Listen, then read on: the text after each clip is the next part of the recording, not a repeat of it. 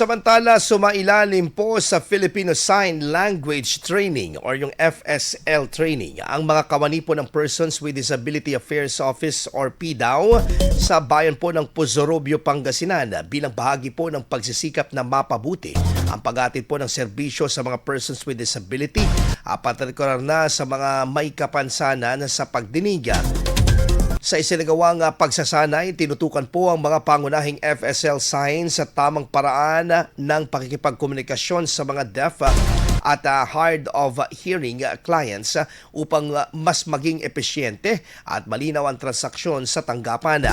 Ayon po sa PDAO, layon po ng aktibidad na mabawasan ang communication barriers na madalas na nararanasan ng mga PWD sa pagkuha ng mga serbisyong panlipunan at administratibo. Sa training ay isinagawa na bilang bahagi ng pagpapatupad ng Republic Act No.